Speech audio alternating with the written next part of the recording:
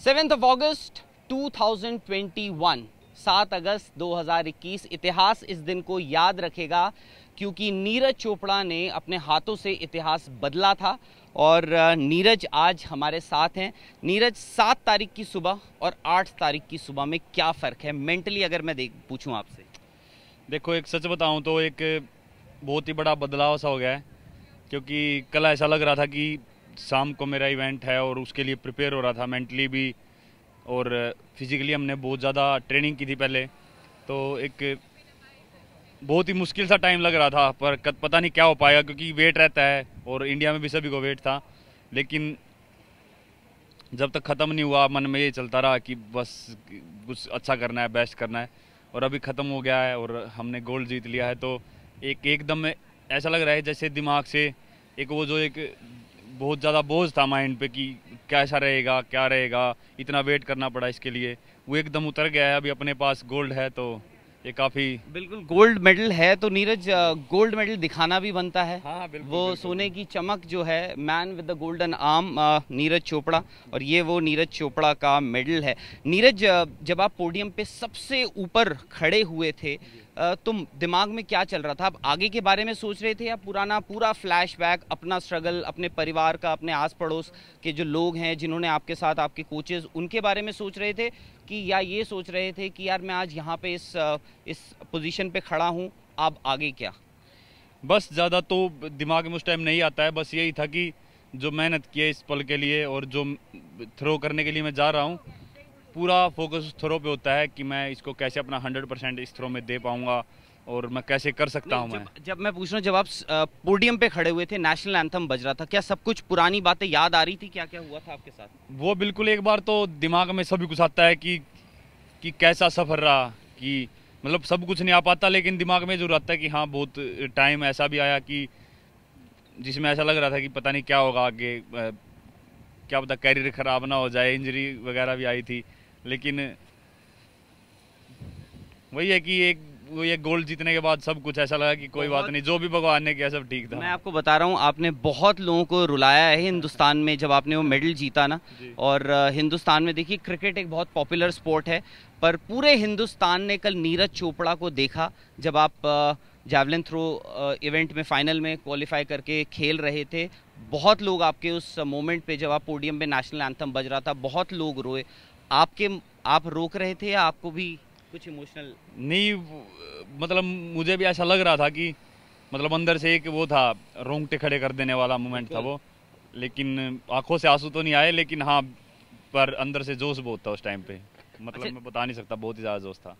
अगर मैं आपको बोलूं, आपने बोला बता नहीं सकता, फिर भी अगर मैं आपको बोलूं, डिस्क्राइब कर सकते हैं आप ये फीलिंग गोल्ड मेडल की? अगर आप पहन ले तो मुझे मतलब और अच्छा लगेगा कि मुझे क्या, सबको अच्छा, क्योंकि ये हर किसी को भारत में इट इज़ अ रेयरिटी, ये बहुत कम लोगों को मिलता है, दिखता है। और अगर आप फीलिंग बता सकें, आज 24 घंटे हो चुके हैं, कल सुबह से आज तक करीब 12 घंटे हो जाएंगे अभी, तो फीलिंग बता सकते हैं गोल्ड मेडल? आप इसके साथ ही सोए कल? हाँ, ये मेरे सखी के साथ में रखा था और मैं ज़्यादा तो नहीं सो पाया, लेकिन हाँ, ज़्यादा नहीं, 1.5-2 घंटा तक सोया होगा रात को।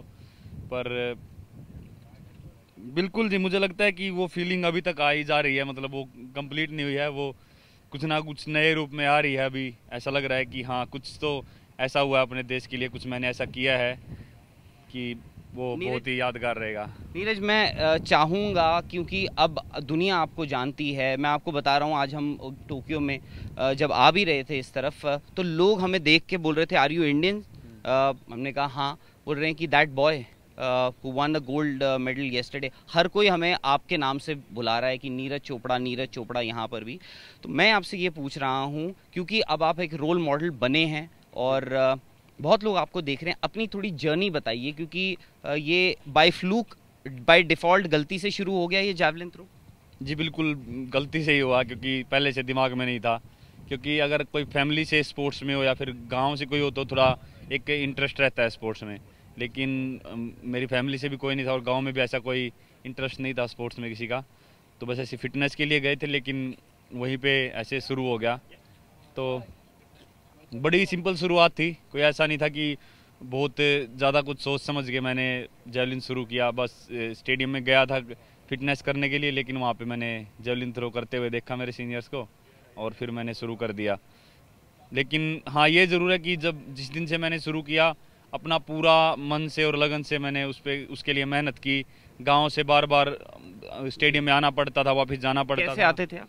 मैं बस पकड़ के आता था, कई बार लिफ्ट वगैरह लेता था। कितना 15-16 किलोमीटर दूर था मेरे गांव से। तो आप रोज जाते थे? हाँ जी, रोज जाता था और थोड़ा सा मुश्किल होता है कई बार, क्योंकि बस का टाइमिंग वगैरह सेट नहीं बैठ पाता था। कई बार मेरी बिल्कुल आंखों के सामने बस निकल जाती थी, तो फिर वेट करना पड़ता कम से कम भी आधा या 1 घंटा। तो बिल्कुल वो आसान नहीं था, लेकिन मुझे लगता है कि वो टाइम बहुत ही ज़रूरी था एक उसके लिए, एक मेरा खुद के चेक करने के लिए भी कि भाई मैं ऐसे उस टाइम को झेल सकता हूँ कि नहीं। तो बिल्कुल वो ज़्यादा उस टाइम दिमाग में इतना प्रॉब्लम नहीं आती थी कि यार मैं कितना तंग हो रहा हूँ और मैं टाइम पे बस नहीं पकड़ पा रहा हूँ। क्योंकि अगर अब मुझे लगे कि हाँ मेरे सामने से बिल्कुल बस निकल गया, तो ऐसे फील होगा कि यार कुछ तो गलत हो गया है। लेकिन उस टाइम पे मैं उधर ही बैठ जाता था, लेकिन मन में होता था कि स्टेडियम में जरूर जाना है और ट्रेनिंग जरूर करनी है। नीरज, सही, मैं एक्चुअली मेरा सवाल यही था, क्योंकि आम जिंदगी में, नौकरियों में भी लोग, चाहे कोई भी प्रोफेशनल लाइफ हो, स्पोर्ट्स पर्सन हो, या कभी कभी लगता है, क्योंकि जैवलिन थ्रो ऐसा स्पोर्ट ही नहीं है जो इंडिया में अब तक, एटलीस्ट आपसे पहले जो लोगों ने सोचा हो कि यार इससे करियर बन जाता है। तो आपको कभी लगा जब वो बस पकड़ने जा रहे हैं, रोज एक ही काम कर रहे हैं, रोज जैवलिन थ्रो, कि यार मैं कर क्या रहा हूँ? कभी ऐसी फीलिंग आई बचपन में या शुरुआती दौर पे? सही बताऊं तो उस टाइम तक इतना आपको यार ये क्या कर रहे हो? हाँ, कहते तो बहुत लोग, ये तो जरूर कहते हैं कि क्या कर रहा है, पता नहीं कुछ करेगा भी कि नहीं, ऐसे ही जा रहा है। लेकिन ऐसा मेरे दिमाग में कभी नहीं आया कि यार, क्योंकि मैंने बहुत ऊपर का भी नहीं सोचा था कि मैं इतने लेवल तक जाऊंगा और मेडल जीतूंगा। बस एक सिंपल सा काम था डेली का कि मेरा ये काम था, मुझे जाना है और अपना 100% अपना पूरा फोकस करके ट्रेनिंग करके वापस आ जाना है। एक सिंपल सा काम था और वो मैं करता गया और उसकी वजह से ही आज यहाँ तक पहुँच गया हूँ। मैं आपको ऑनेस्टली एक बात एडमिट करता हूँ, जब आप यहाँ पहुँचे नहीं थे, क्योंकि बात चल रही थी कि आपको एक कंटेंडर माना जा रहा था, सब मान रहे थे, मैं भी मान रहा था, पर मुझे यकीन नहीं था कि नीरज चोपड़ा मेडल, यकीन मतलब मुझे लग रहा था आपका मेडल आ सकता है, आएगा ही आएगा, वो अलग बात होती है, आ सकता है, और मैं थोड़ा बहुत कॉन्फिडेंट था। बट जब क्वालिफाइंग राउंड में आपने ऐसा किया और बाकी के जो सीज़न जो लीडर्स थे वो बाहर चले गए, हमने कहा जी मेडल तो आपका आ रहा है, पर गोल्ड की उम्मीद, मैं आपको ये बात एडमिट कर रहा हूँ कि गोल्ड की उम्मीद मुझे बहुत कम थी। पर आपको थी उम्मीद जब आप सुबह उठे, 7 तारीख को सुबह उठ के आपको क्या गोल्ड मेडल दिख रहा था? देखो, उस क्वालिफिकेशन राउंड के बाद तो काफ़ी एक हौसला बढ़ा था, क्योंकि वो बहुत ही एक आराम से थ्रो की हुई थी और बहुत परफेक्ट थ्रो थी और एक अच्छा डिस्टेंस था। तो ऐसा लग रहा था कि हाँ फाइनल में कुछ अच्छा होने वाला है, शायद मैं अपना पर्सनल बेस्ट भी कर सकता हूँ।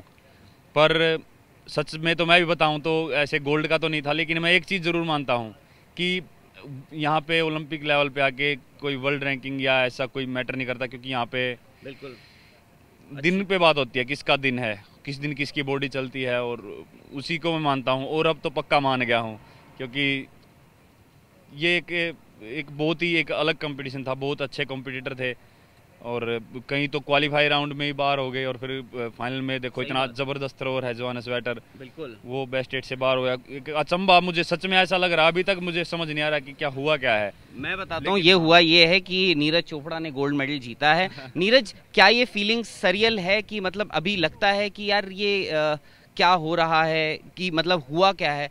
अब की रियलाइजेशन होती है कभी कभार थोड़ी लेट होती है, कुछ दिन लग जाते हैं, महीने लग जाते हैं, सालों लग जाते हैं ये पता लगने में। इस सरियल लगता है कि यार गोल्ड मेडल गले में आपके?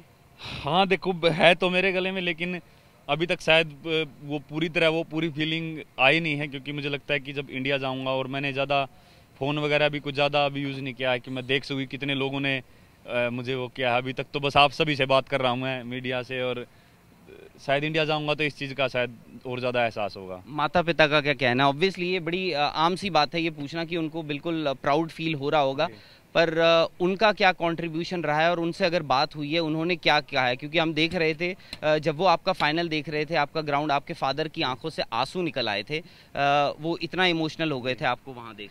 नहीं, मैंने वैसे ऐसे स्पेशल अभी तक बात हो नहीं पाई है, तो बात ही नहीं करी। हाँ नहीं, हो ही नहीं, क्योंकि टाइम ऐसा मतलब स्पेशल सा मिला ही नहीं, क्योंकि मैं उनसे मैं ऐसे बात नहीं करना चाहता कि बस मेरे पास अभी 2 मिनट हैं और मैं बस फिर मुझे जाना है। अगर मैं उनके साथ बात करूँगा तो मैं अच्छे से बैठ के करूँगा, मतलब उनके लिए कुछ भी हो एक स्पेशल टाइम होना चाहिए। ऐसा नहीं होगा कि भाई अभी जैसे आप सभी से बात कर रहा हूँ तो ऐसे होता है कि यार हाँ मुझे जाना है और मुझे कुछ खाना खाना है ऐसा कुछ, लेकिन मैं उनसे बात करूँगा पूरे टाइम निकाल के और अच्छे से बात करूँगा। अच्छा, मिल्खा सिंह रोम ओलंपिक्स 4th पोजीशन, वो लेजेंड बने इस हिंदुस्तान के लिए। पीटी उषा 4थी पोजीशन उनकी आई, लेजेंड बन गई। अंजू बॉबी जॉर्ज का तो खैर वर्ल्ड चैंपियनशिप में मेडल है, ये लेजेंड है। नीरज चोपड़ा ओलंपिक्स में पहले track and field Indian athlete बने हैं जो गोल्ड मेडल लेकर आए हैं। तो नीरज चोपड़ा कहाँ चले गए हैं? नीरज चोपड़ा की लेगेसी कहाँ चली गई? क्या मैं ये बात पता नहीं कितनी सही होगी बोलनी, पर नीरज चोपड़ा की लेगेसी कहाँ चली गई है? देखो जी, मैं तो अपने मुंह से तो क्या बोलूँ, वो तो जो जिन लोगों ने देखा है और जो लोग जिन्होंने उनको नाम दिया है और बस वही बता सकते हैं। और मैं मानता हूँ कि मैं एक एथलीट हूँ और मेरा काम है कि मैं अपनी पूरी मेहनत करके देश के लिए खेलूँ और वो मैं कर रहा हूँ। और मैं कोशिश करूँगा कि ज़्यादा से ज़्यादा मेडल जीतूँ और बाकी अपने लोगों को जो पसंद आए वो मुझे जो बोल सकते हैं बोले। वो मतलब मैं अपने मुंह से ऐसा कुछ बोलना नहीं चाहूँगा कि मैं अपने आप को कहाँ मानता हूँ, मैं बस अपना मेहनत करता रहूँगा। अच्छा, मिल्खा सिंह से अक्सर मेरी बात होती थी, वो हमेशा ये बात बोलते थे, उन्होंने ये बात आम जनता आम बातचीत में भी लोगों को बोली है कि उनका सपना है कि वो एक इंडियन को ट्रैक एंड फील्ड ओलंपिक्स में एथलेटिक्स में इंडिया का एक मेडल देखना चाहते हैं। यहाँ नीरज चोपड़ा ने गोल्ड मेडल लेकर आए हैं और अनफॉर्चुनेटली आज मिल्खा सिंह हमारे साथ नहीं हैं। जून में ही उनका देहांत हुआ था। आज वो बहुत खुश होते हैं आपको, पर वो जहाँ भी होंगे वो आज बहुत प्राउड फील कर रहे हैं। बिल्कुल जी, मैं सबसे पहले कल भी यही बात सभी ने पूछी थी और मैंने सबसे पहले यही बात बोली थी कि जो हमारे महान एथलीट थे देश के, जो रह गए मेडल से बिल्कुल, और उनका सपना था कि कोई अपना देश का कोई भी एथलीट जाए और मेडल लेके आए या फिर नेशनल एंथम बजे, तो उस जैसी तो बात ही नहीं है। और जब मैंने गोल्ड मेडल डाला और जब वो नेशनल एंथम बजा तो मुझे कहीं ना कहीं लगा कि ये सभी उन लोगों का भी सपना था और वो पूरा हुआ है। और मिल्खा सिंह जी जहाँ पे भी ऐसे होंगे तो वो खुश होंगे अभी। बिल्कुल। और नीरज, 23 साल आपकी उम्र है और पेरिस बहुत दूर नहीं है, इस बार तो 4 साल की भी साइकिल नहीं है ओलंपिक की। आप 88 मीटर ऑलरेडी 88.07 आपका जो है वो बेस्ट थ्रो है। आगे क्या देखते हैं? क्योंकि देखिए योहानस वेटर को जैसे हमने देखा, मैं तो ये बोलता था यार वो तो 90 से नीचे बात ही नहीं करते हैं। नीरज चोपड़ा ने, क्योंकि फिजिकली आप और डेवलप होंगे अभी, जैसे जैसे आपकी उम्र बढ़ेगी फिजिकली शायद से आप और स्ट्रांग होंगे। आप क्या देखते हैं अपने आप को आने वाले कुछ सालों में? देखो, सबसे पहले तो एक जो बैरियर है 90 मीटर का मेरे सामने, तो उसको सबसे पहले तो उसको क्रॉस करना है। मुझे लग रहा है। अभी वही देखेंगे कि ट्रेनिंग कैसा हो पाता है, वीज़ा वगैरह कैसे होता है, तभी आगे कंपटीशन खेलने। क्योंकि अगर ट्रेनिंग नहीं है और मैं सोचूं कि बस मैं खेलने चला जाऊं वहाँ पे, तो वो काफ़ी रिस्की होगा मेरे हिसाब से। तो उसका देखते हैं, लेकिन सबसे पहले मेरा यही है कि 90 मीटर का एक बैरियर है। उसके बाद फिर जो भी आगे का जो भी मैं सोचूंगा उससे अगला डिस्टेंस। नीरज, आपका कोई रोल मॉडल लाइफ में? अगर मैं जेवलिन या कहीं भी किसी भी फील्ड देखो में? मेरा सबसे बड़े मतलब एक शुरू से ही जिन्होंने मेरा साथ दिया है, चाहे वो स्पोर्ट्स है वैसे भी लाइफ में, मेरे सबसे छोटे चाचा हैं सुरेंद्र कुमार उनका नाम है। तो वो हमेशा उन्होंने ही मुझे मोटिवेट किया और मैं तो कुछ भी नहीं था जब उन्होंने मुझे बोला स्टेडियम में लेके गए। और मैं बल्कि खुश नहीं था जाके, लेकिन उन्होंने ज़बरदस्ती मुझे बोला कि नहीं नहीं ये इतना मोटा हो गया, थोड़ा इसको फिट होने के लिए उन्होंने मुझे एक ट्रेनर के पास उन्होंने छोड़ा। तो फिर उन्होंने अच्छे से, मतलब उनका ही है सब कुछ, मैं तो ये मानता हूँ कि। और आज भी मेरी लाइफ में वो काफ़ी हमेशा मोटिवेट करते हैं और मैं काफ़ी जो भी मेरा सबसे लाइफ का जो ज़रूरी और सबसे अच्छा मोमेंट होता है तो मैं उनके साथ शेयर करता हूँ। और वैसे अगर मैं स्पोर्ट्स में कोई रोल मॉडल, अगर आप अपने चाचा के अलावा फैमिली से बाहर आकर देखें कोई? अगर स्पोर्ट्स में बात करें तो मैंने सबसे ज़्यादा वीडियोस या फिर जो सबसे ज़्यादा फॉलो किया है वो जैन चलेजनी की वीडियोस को किया है। तो स्टार्टिंग से जब मैंने शुरू किया जेवलिन तो उनकी थ्रो ही देखना पसंद था और वो काफ़ी। और इस दौरान इतने सालों ट्रेनिंग करी आपने, क्या क्या मिस किया? खाना पीना, घूमना, दोस्त? सही बताऊं तो ये पहले काफ़ी ज़्यादा मिस होते थे कि घर का खाना नहीं मिल पा रहा, इंजॉय नहीं हो पा रहा, क्योंकि जब शुरू में जब मैं स्पोर्ट्स शुरू किया था और जब मैं पटियाला गया या फिर फ़ौरन में आने लगा, लेकिन अभी ट्रेनिंग की ऐसी आदत हो गया कि हाँ बस अब तो सभी चीज़ें फीकी लगती हैं। अगर ट्रेनिंग ना हो तो फिर थोड़ा ऐसा फील होता है कि यार कुछ तो ऐसा हो रहा है लाइफ में कि कुछ अच्छा नहीं चल रहा, और बाकी सब कुछ अभी डाइट वगैरह की या फिर ऐसा खान पाना कुछ ज़्यादा याद नहीं आता है, अभी आदत हो गया है। हाँ मूवीज़ वगैरह काफ़ी टाइम से, अभी लॉकडाउन वगैरह में देखी थी, लेकिन वैसे अभी ट्रेनिंग पे ज़्यादा फोकस चल रहा है। अभिनव बिंद्रा का अकेलापन भी दूर कर दिया अब आपने? हाँ बिल्कुल, देखो उनका काफ़ी वो भी बोल रहे थे कि हाँ कोई ऐसे आना चाहिए मुझे ज्वाइन करे, और मुझे भी पता नहीं था कि मैं कर पाऊँगा कि नहीं, लेकिन हाँ फाइनली आज मैं उनके साथ खड़ा हूँ। और उनका एक बहुत बड़ा हाथ है इंडियन स्पोर्ट्स की एक सोच खोलने में ओलंपिक लेवल पे, कि उन्होंने इंडिविजुअल में गोल्ड मेडल जीता था, और उनकी वजह से ही जो आगे जो अपने यंग एथलीट उनके बाद आए हैं तो उनका काफ़ी ज़्यादा उसमें योगदान रहा है। बिल्कुल Neeraj, thank you very much. और यार आपने सिर्फ अपने लिए ये मेडल नहीं जीता, आपने मेरे लिए, हमारे आसपास जितने भी हिंदुस्तानी हैं, जो इंडिया में इतने सारे लाखों करोड़ों जो हिंदुस्तानी हैं, सबके लिए मेडल जीता है। और ये जो गोल्ड मेडल है ये खरीदा नहीं जाता है, कोई कितना भी अमीर हो इस मेडल को खरीद नहीं सकता है, इसको कमाना जो है वो फील्ड में कमाना पड़ता है। और नीरज चोपड़ा की सालों की जो मेहनत है वो फाइनली जो है इस गोल्ड मेडल के साथ पूरी हो गई है। उम्मीद करते हैं नीरज चोपड़ा यहाँ से इस अब ये भी नहीं बोल सकते कि जी बेहतर कैसे होंगे, गोल्ड मेडल ये ऑलरेडी जीत चुके हैं, और अब ये है कि अपने खुद के रिकॉर्ड को कैसे बेहतर करते हैं। शिव प्रशांत के साथ राहुल रावत, टोक्यो से।